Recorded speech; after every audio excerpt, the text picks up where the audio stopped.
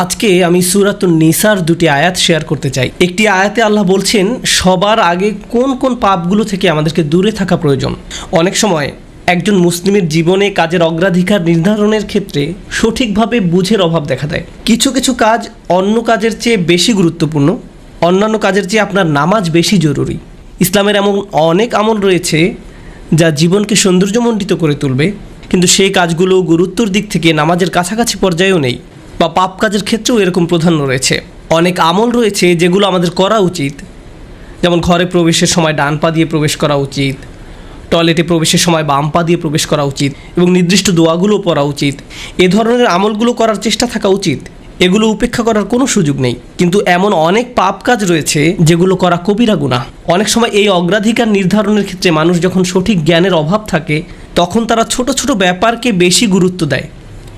তারা নিশ্চিত করতে চায় যে আমি অমুক অমুক সুন্নাহ ঠিকভাবে পালন করছি তো, অমুক অমুক দোয়াগুলো নিয়মিত পড়ছি তো, শুক্রবারে সূরাতুল কাহফ পড়ছি তো, ইত্যাদি ইত্যাদি। তো তারা ছোট ছোট আমলগুলো সঠিকভাবেই আদায় করে, কিন্তু একই সময়ে চোখের সামনে থাকা বিশাল বিশাল গুনাহগুলো অনায়াসেই করে ফেলে। করার সময় দ্বিতীয়বার চিন্তাও করে না।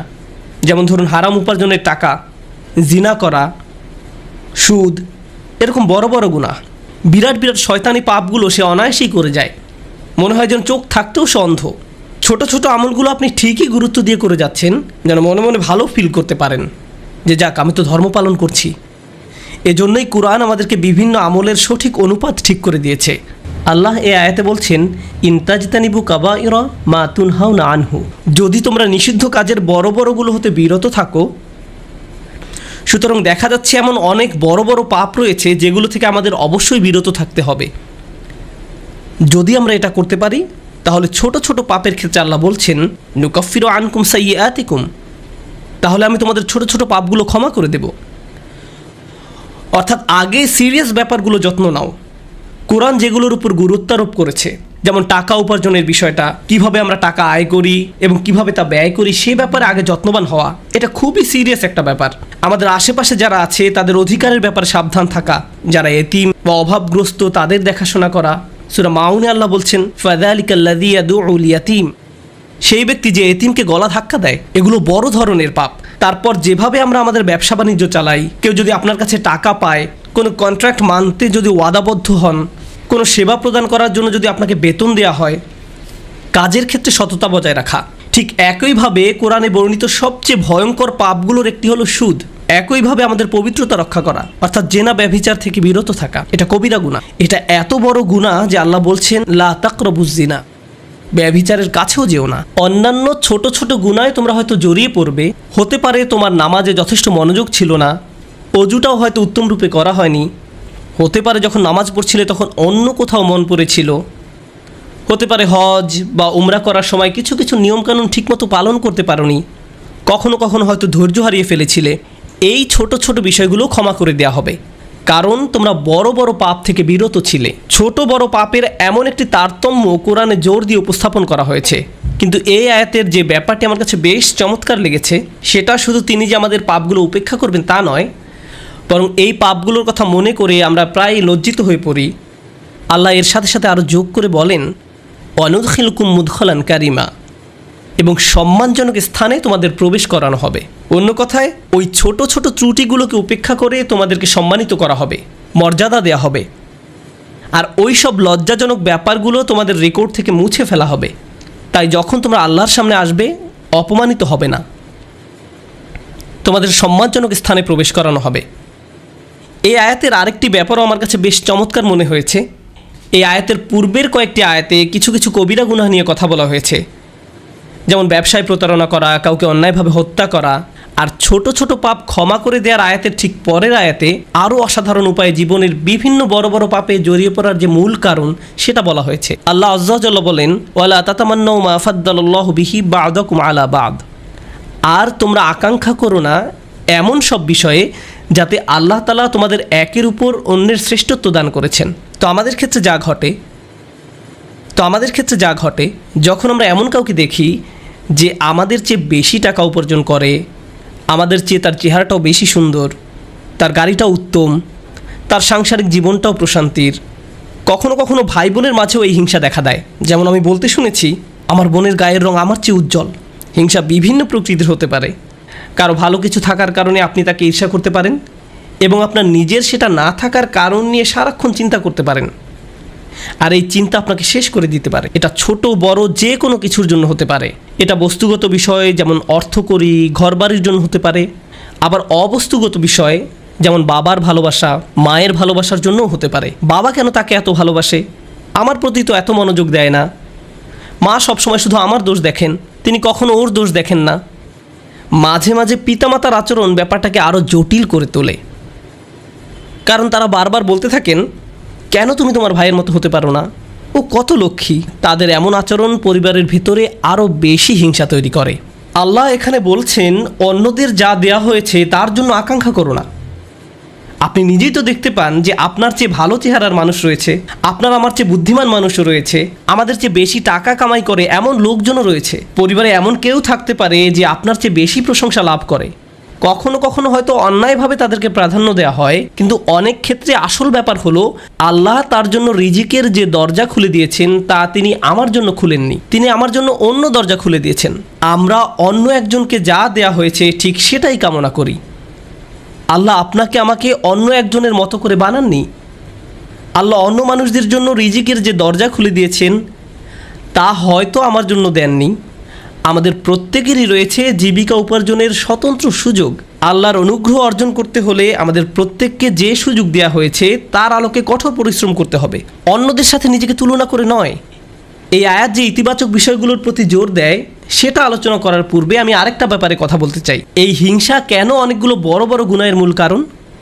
আমাদের জানা মতে রেকর্ড করা ইতিহাসে আল্লাহর বিরুদ্ধে সর্বপ্রথম যে বিদ্রোহ করা হয় তা হলো ইবলিস শয়তানের বিদ্রোহ। আর এই বিদ্রোহের মূল কারণ ছিল হিংসা। সে কেন এত মনোযোগ পাচ্ছে? তাকে তো জাস্ট মাটি দিয়ে তৈরি করা হয়েছে। এভাবেই অবাধ্যতার শুরু। মানুষ পৃথিবীতে আসার পর সর্বপ্রথম যে পাপটি সংঘটিত হয় তা হলো কাবিল কর্তৃক তার ভাই হাবিলের হত্যা। সেটাও ছিল হিংসার কারণে।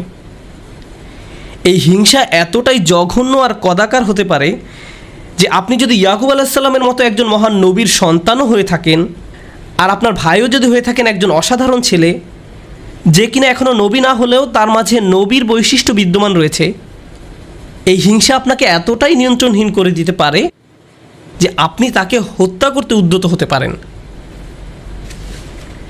আমি যা বোঝাতে চাচ্ছি তা হলো হিংসা এবং ঈর্ষাকে ছোট করে দেখা উচিত নয়।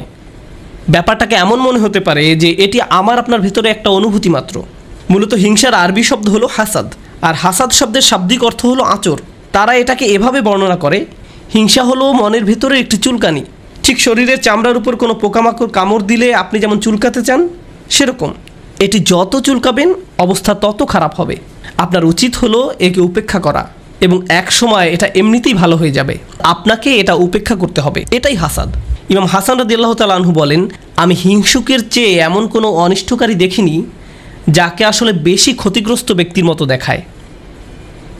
সাধারণত কেউ ক্ষতি করলে অন্য একজন তার এই ক্ষতির কারণে ক্ষতিগ্রস্ত হয়, কিন্তু হিংসার ক্ষেত্রে ক্ষতিকারী নিজেই নিজের ক্ষতি করে। সে হিংসা করছে কিন্তু এই হিংসার কারণে নিজেই নিজের অনিষ্টের শিকার হচ্ছে।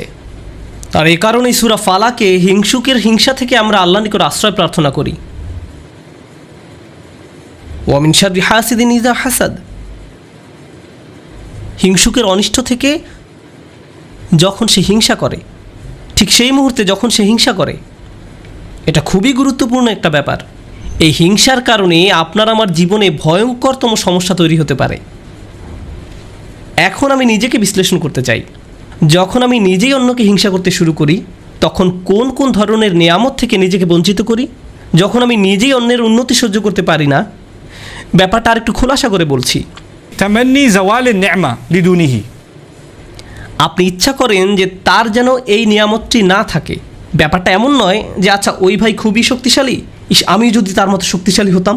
না না না, আমি ইচ্ছা করি যে সে অসুস্থ হয়ে পড়ুক আর আমি শক্তিশালী হয়ে উঠি। আপনি ইচ্ছা করেন তার মাঝে যেন ওই ভালো বিষয়টা না থাকে। কোন কারণে সে ওইটা পাবে? আচ্ছা সে প্রমোশন পেয়েছে, এখন আমারও ইচ্ছা হয় যে আমিও যেন প্রমোশন পাই। না না না, হিংসা হলো আমি চাই সে বরখাস্ত হোক আর আমি প্রমোশন পাই।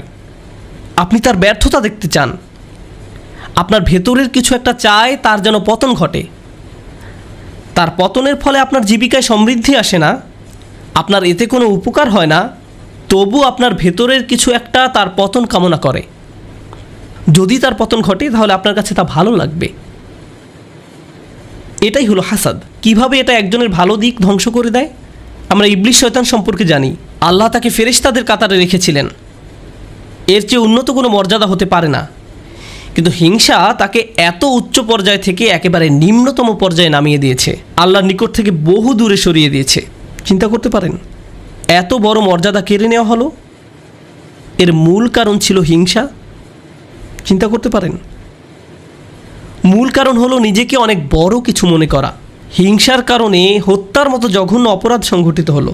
আল্লাহ সূরা আরাফে বর্ণনা করেন, কান্নামা কাতালান নাসা জামিআ, সে যেন গোটা মানব জাতিকে হত্যা করলো। হিংসার কারণে হত্যার মতো জঘন্য অপরাধ সংঘটিত হলো, আর এই মহাপাপের মূল কারণও ছিল হিংসা। এই সকল উদাহরণের মূল শিক্ষা হলো আমাদের নিজেদেরকে ভালো করে বিশ্লেষণ করে দেখা উচিত আমরা নিজেরা এই রোগে আক্রান্ত কিনা। ভালো করে খতিয়ে দেখা উচিত আমাদের মাঝে এই ঘৃণ্য ব্যাধিটি আছে কিনা। মানুষ শুধু টাকা পয়সা নিয়ে হিংসা করে না, মানুষ প্রায় সব কিছু নিয়ে হিংসা করে। পরিবারের সবার মনোযোগের কেন্দ্রবিন্দু হওয়া, এটা এমনকি ধর্মীয় পরিমণ্ডলেও ঘটতে পারে। ভাই জানেন, অমুক শায়েখ, তার ভিডিও মানুষ বেশি দেখে। আপনি তার ফলোয়ারদের সাথে নিজের ফলোয়ারদের তুলনা করছেন কেন? মাহফিলে তাকে কেন প্রধান বক্তা করা হলো, তাকে কেন সবচেয়ে ভালো সময় বক্তব্য দিতে দেয়া হলো? এমন ঘটনা মসজিদেও ঘটতে পারে। ভাই দেখেছেন তারা কত টাকা তুলেছে, আমরা এত টাকা তুলতে পারিনি। আর এই মনোভাব প্রতিযোগিতায় সীমাবদ্ধ থাকে না, হিংসায় পরিণত হয়। কেন তারা আমাদের চেয়ে ভালো করছে? এই হিংসা এমনকি ধর্মীয় পরিমণ্ডলেও আঘাত করতে পারে। মদিনায় আসার পর সাহাবীরা ধারণা করেছিলেন মদিনার ইয়াহুদিরা সবার আগে ইসলাম ধর্ম গ্রহণ করবে। এ সম্পর্কে কোরআনে এসেছে, আফাতাতমাউনা আইয়ুমিনু লাকুম, তোমরা কি আশা করো যে তারা তোমাদের কথা ঈমান আনবে? কারণ তারা আহলে কিতাব, তারা ওহী অবতীর্ণ হওয়া সম্পর্কে অবগত ছিল। তারা রাসূল সাল্লাল্লাহু আলাইহি সাল্লামকে সেভাবে চিনত যেভাবে তারা তাদের ছেলে মেয়েদের চিনতে পারত। এর কারণ ছিল আসলে হিংসা।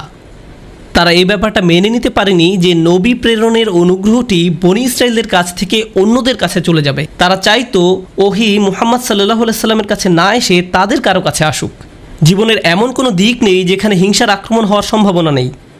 এটা আপনার চাকরি জীবনে প্রভাব ফেলতে পারে, ব্যবসায়িক জীবনে প্রভাব ফেলতে পারে, আপনার পারিবারিক জীবন, ব্যক্তিগত জীবন, ধর্মীয় জীবন, সামাজিক জীবন থেকে শুরু করে জীবনের প্রতিটি ক্ষেত্রে এর প্রভাব পড়তে পারে। সম্প্রতি বিশ্বের বিভিন্ন প্রান্তে ভ্রমণ করার অভিজ্ঞতা থেকে আমি এক নতুন ধরনের হিংসা সম্পর্কে অবগত হয়েছি। অনেক বোন এসে আমার কাছে প্রশ্ন করেন, এটা বলার কারণে হয়তো আমি সমস্যায় পড়তে পারি, যাই হোক, কোরআনে কেন পুরুষদের জন্য অমুক অমুক বিধান দেওয়া হয়েছে আর নারীদের জন্য সম্পূর্ণ ভিন্ন বিধান দেওয়া হয়েছে? পুরুষদের কেন বোরকা পরতে হয় না? আমাকে এই প্রশ্ন করা হয়েছিল। ডিভোর্স আইনের ক্ষেত্রে দেখা যায় আইনগুলো কেমন যেন পুরুষের অনুকূলে। মহিলারা জান্নাতে কী পাবে? আমি বলছি না যে এই প্রশ্নগুলোকে উপেক্ষা করতে হবে, কিন্তু এখানে একটা ব্যাপার আমাদের সাবধান থাকতে হবে। আমরা আল্লাহ সুবহানাহু ওয়া তাআলা সম্পর্কে কথা বলছি। তিনি যখন কোনো বিধিবিধান নাজিল করেন, এই বিধানগুলো আমি প্রবর্তন করিনি, আমি শুধু এই বিধানগুলো বোঝার চেষ্টা করেছি এবং শেখানোর চেষ্টা করছি। কিন্তু যিনি এই বিধানগুলো দিয়েছেন তিনি হলেন সবচেয়ে দয়াবান, ভালোবাসাপূর্ণ এবং সবচেয়ে ন্যায় বিচারক। যদি এই বিধান নিয়ে আপনার অন্তরে খুঁতখুঁতে ভাব থাকে এবং মনে মনে ভাবেন যে আমার মনে হচ্ছে এখানে ন্যায্য বিধান দেয়া হয়নি, এটা খুবই মারাত্মক একটি সমস্যা।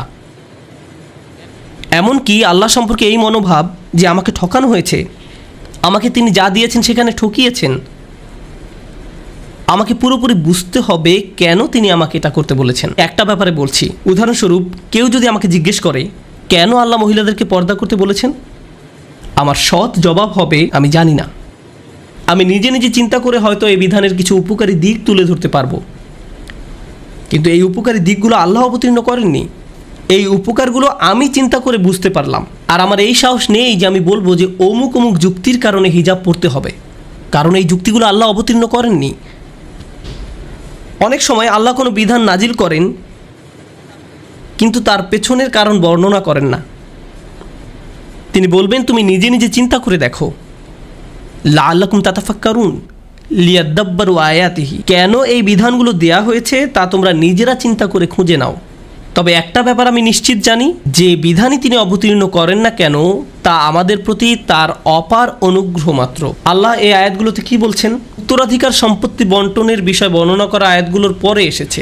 ইসলামে সবাই সমান উত্তরাধিকার সম্পত্তি পায় না, নারী এবং পুরুষ সমান সম্পত্তি পায় না। তারা মেয়ে, স্ত্রী, মা যেই হোক না কেন সমান সম্পত্তি পায় না। তাই আল্লাহ কি বলেছেন? লিররিজালি নাসিবুম মিম্মা ইকতাসাবু ওয়া লিন-নিসাই নাসিবুম মিম্মা ইকতাসাবনা। পুরুষদের জন্য রয়েছে অংশ তারা যা উপার্জন করে তা থেকে, এবং নারীদের জন্য রয়েছে অংশ যা তারা উপার্জন করে তা থেকে। এই আয়াতে মিন অর্থাৎ থেকে এই শব্দের ব্যবহারটি লক্ষ্য করার মতো। এই পৃথিবীতে যত কিছুর জন্য আপনি কাজ করেন তার সবটুকুর ফসল পাবেন না, এর থেকে একটি অংশ পাবেন আর বাকি অংশ পরে পাবেন। অথবা আপনি কাজ করেছেন কিন্তু তার কিছু অংশ সুফল পাওয়ার যোগ্য ছিল না, যেমন হয়তো আপনার নিয়ত শুদ্ধ ছিল না, কাজটা যথেষ্ট পরিশুদ্ধ ছিল না, তাই আপনি আপনার কাজের সেই অংশের মূল্য পাবেন যা মূল্য পাওয়ার যোগ্য ছিল। তাই আল্লাহ বলছেন পুরুষরা কি পাবে তার জন্য একটি মান আমি নির্ধারণ করে রেখেছি, আবার নারীরা কি পাবে তার জন্য একটি মান আমি নির্ধারণ করে রেখেছি। তারপর তিনি বলছেন ওয়াসআলুল্লাহ মিন ফাদলিহি, কুরআনের অসাধারণ একটি বাক্য। এর অর্থ হলো আর আল্লাহর কাছে তার অনুগ্রহ প্রার্থনা করো। এখানে ফাদল দ্বারা শুধু অনুগ্রহ বোঝায় না। হিংসার ক্ষেত্রে হিংসুক ব্যক্তি মনে করে অমুক আমার চেয়ে বেশি ফাদল পেয়েছে, অমুক ব্যক্তি সম্পত্তির দিক থেকে আমার চেয়ে বেশি ফাদল বা অধিক আনুকূল্য পেয়েছে, অথবা চেহারা সুরতের দিক থেকে বা সুযোগ সুবিধার দিক থেকে বেশি আনুকূল্য পেয়েছে। বাসায় কোনো মেয়েও এমনটা অনুভব করতে পারে, কারণ তার বোন বিয়ের সব প্রস্তাব পাচ্ছে কিন্তু সে পাচ্ছে না, আমার বোন আমার চেয়ে বেশি ফাদল পেয়েছে।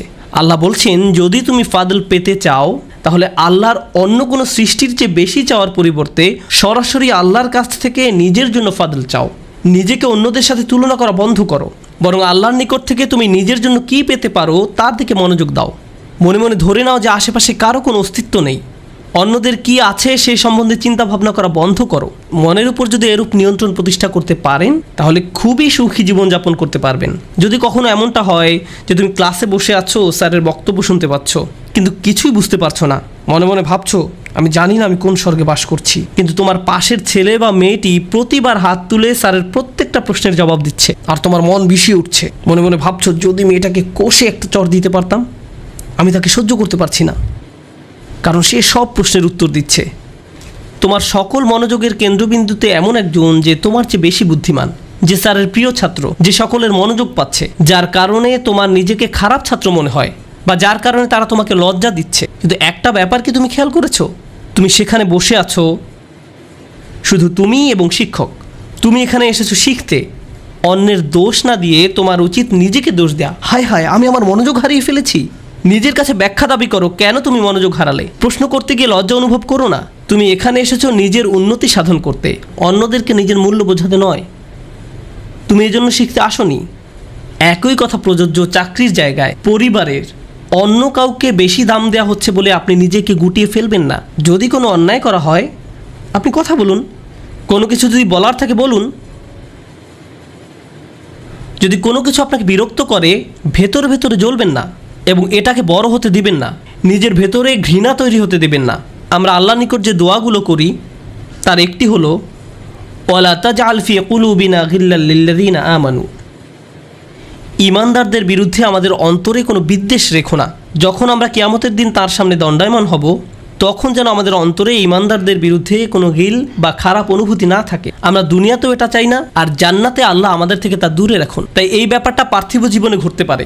এমন হতে পারে যে কারো বিরুদ্ধে আপনার অন্তরে হিংসার মনোভাব তৈরি হচ্ছে, ও সে তো এই পজিশন পাওয়ার যোগ্য নয়, সে তো অমুক কাজ করার যোগ্য নয়। আপনার অন্তরে যদি এমন অনুভূতি তৈরি না হয় তাহলে সেটা খুবই ভালো। কিন্তু অনেক মানুষ আছে যারা এভাবে চিন্তা করে ওই লোক আমার চেয়ে অনেক বেশি বেতন পায়, সে কেন আমার চেয়ে বেশি বেতন পাবে। তারা কত টাকা বেতন পায় বা না পায় তার সাথে আপনার সম্পর্ক কি? আপনি কি করেন? আপনি কি অর্জন করেছেন?